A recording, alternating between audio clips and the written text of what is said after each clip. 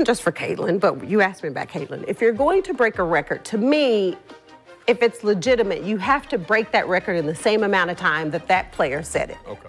This is the Sheryl Swoopes Caitlin Clark haters have come to know and love. But hell just froze over. Because Caitlin finally did something so big and impactful that even Sheryl had to give her respect.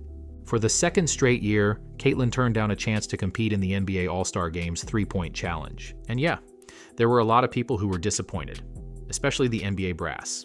I'll get to that in a minute.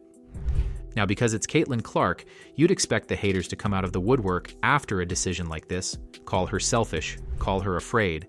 Every decision she makes is under the microscope. But not this time. Her decision to snub the NBA magically struck a chord with her detractors. And in a twist that no one saw coming, Caitlin's longtime critic, Sheryl Swoopes, actually came to her defense. The basketball world collectively stopped and scanned the sky for flying pigs. Was this really happening? Did Sheryl hop off the hater bus and board the Kate train? As I mentioned in a previous video, at some point, the old guard's jealousy toward Caitlin will have to take a back seat to allow the game to grow. And if they wouldn't be so blind, they'd realize that everything she's doing is good for the entire WNBA. But are we at that point where Sheryl and others are finally able to stop chugging the haterade and just ride the Caitlin wave? In my mind, after this move to decline the All-Star Game, Caitlin is just one key move away from bringing the haters to their knees. Let's break it down. But first, do you think this was a smart move by Caitlin? Let me know in the comments. All right, let's talk about the decision that's got everyone buzzing. Caitlin Clark, the face of the WNBA, whether you like it or not, Angel Reese. We watching women's basketball. It's not just because of one person. It's because of me too. And just dropped a bombshell that's left the NBA scrambling. She turned down an invitation to participate in the NBA All-Star Weekend's three-point contest. Yep. She was offered a primetime spot on one of the biggest stages in basketball and casually said, "Thanks, but no thanks." Some people were upset with this, mainly the NBA, which was banking on Clark's star power to give them a ratings boost. I mean, have you seen those NBA in-season tournament games with the neon courts? They're looking for anything that'll grab eyeballs, and they know Caitlin would be a guaranteed draw. But I don't know why they'd be surprised. This isn't the first time Caitlin said no to the NBA's advances. Last year, she turned down a similar invitation, citing the need for rest after a grueling college season that saw her lead the Iowa Hawkeyes all the way to the national championship. But this year, her snub just hits different. It's not about rest. Clark's representatives made it crystal clear. Her first three-point competition will be at a WNBA All-Star Game in Indy.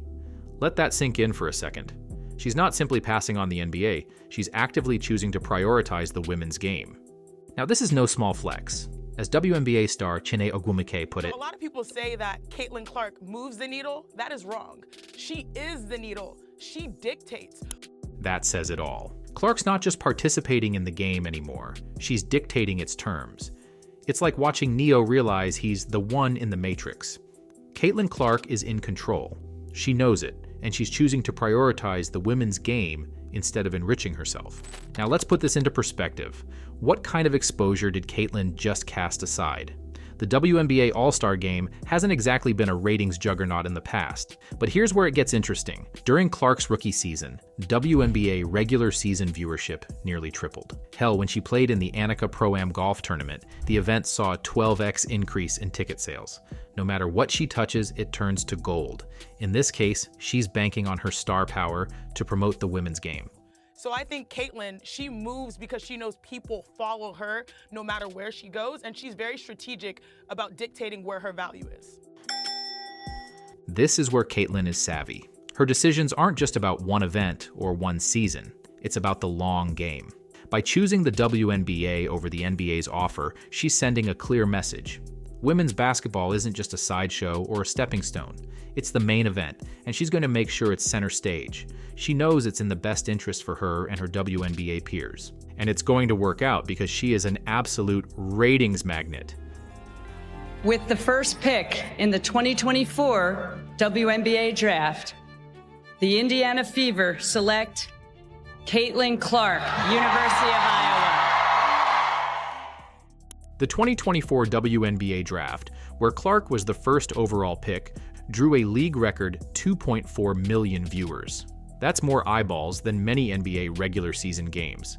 Clark played in 20 of the 23 WNBA games that attracted over 1 million viewers during her rookie season. triple double for a rookie. Caitlin Clark has it. More history for the Fever rookie. But the Caitlin Clark effect isn't limited to TV ratings. The Indiana Fever, Clark's team, set a single-season attendance record with over 300,000 fans visiting Gainbridge Fieldhouse. Keep in mind, this was a bottom-feeding team the previous year. In fact, Clark was responsible for 1 in 6 tickets sold in the WNBA last season. That's not just star power, that's supernova-level impact. Other teams are even moving games to larger arenas to accommodate the Clark-driven crowds.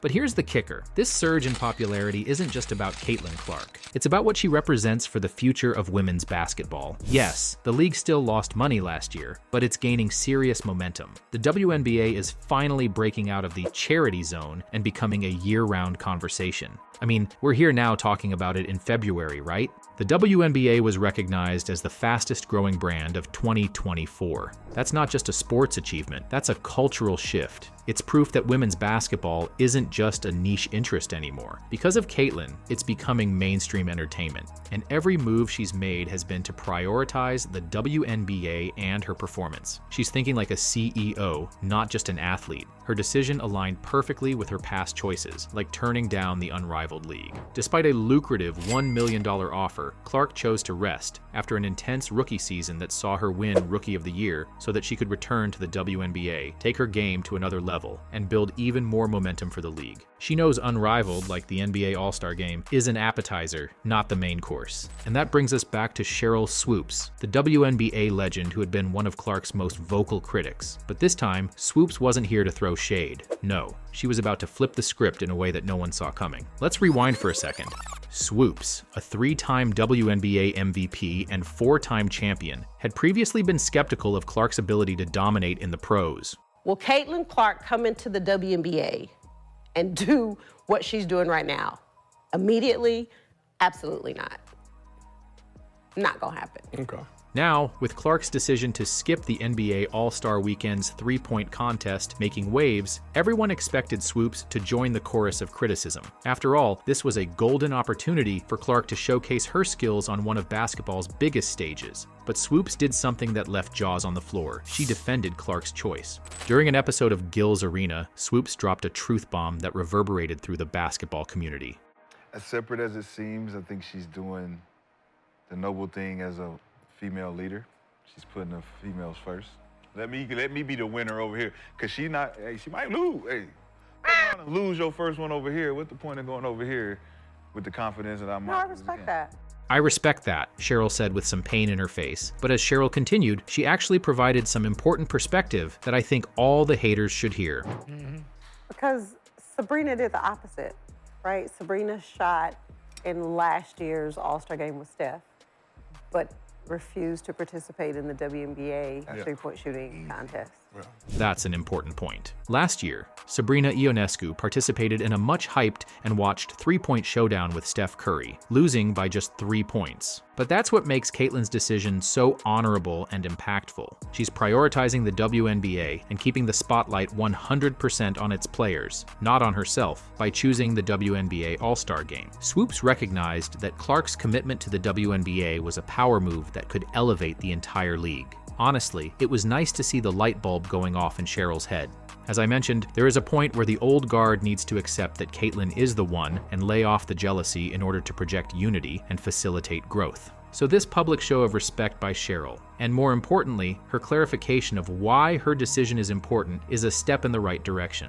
And the timing couldn't be better. With Clark, the WNBA is rising in popularity like never before. Its players are about to renegotiate their collective bargaining agreement, and a thriving Clark is the key to the kind of pay and respect WNBA players have longed for. The future looks brighter than ever, and Clark is inspiring the next crop of future WNBA stars. This is a true inflection point for the league, and it'll be expedited if the old guard stops swimming against the Caitlin tide. But, as I mentioned earlier, Caitlin still has one job left to do to continue the momentum and silence the haters for good. She has to win MVP, or at the very least be in the conversation at the end of 2025. Some of you may not agree with me on that. Let me know in the comments, but hear me out.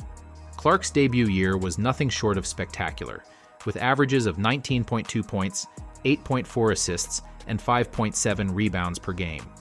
She shot 41.7% from the field and 34.4% from beyond the arc. I feel like it's night and day from the day I got drafted. She was a first-team All-Star and finished 4th in MVP voting. She had the best rookie season ever. Still, to many talking heads, this wasn't good enough. They kept pointing to veteran players who scored more points. Despite all the rookie records, despite having a bottom-feeding team as a supporting cast, the Fever were horrible before Caitlin. Caitlin's performance wasn't good enough for them to admit her greatness. So she has to win statistically and/or take the Fever on a deep playoff run to silence them. Winning solves everything. As she gears up for her sophomore season, the expectations are higher than ever. To the Fever's credit, they're doing their best to support Caitlin's growth. They've brought in Coach of the Year Stephanie White as their new head coach. White's reputation for player development is well known, and her partnership with Clark is already showing promise in preseason training.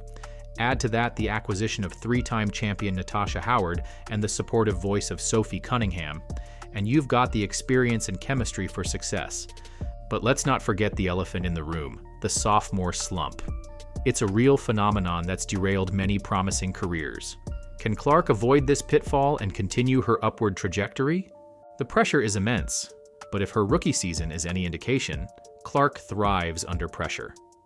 With all the heat on her in her rookie season, she kept getting better. She averaged 23 points after the Olympic break, an MVP caliber performance. Fouls in, veers into space. Here's Clark. Clark looking to take it around Lloyd. Clark bodies in and finishes. At this point, it's clear that Clark isn't just aiming for a good season. She's gunning for WNBA dominance, and that's exactly what she needs to do to silence the remaining skeptics. Even WNBA legend Sheryl Swoopes, who's been critical of Clark in the past, will have to acknowledge her stats. Those are the rules they created. Outscoring Asia Wilson, Cheryl's go-to Caitlin comparison would be the dagger. The stage is set for what could be a historic season. Clark has the skills, the organizational support, and the determination to take her game to the next level. She's making all the right moves on and off the court to elevate her game and the WNBA. If she continues on her current path, dominates in 2025, and the haters drop the jealousy and stick to objective coverage, the WNBA will skyrocket in popularity. And who knows, maybe Steph Curry will attend the WNBA All-Star Game to compete with Caitlin on her court. Now that would be the Uno reverse that exemplifies Caitlin's star power. If you're still here, drop a basketball emoji in the comments so I can thank you personally for watching. See you next time.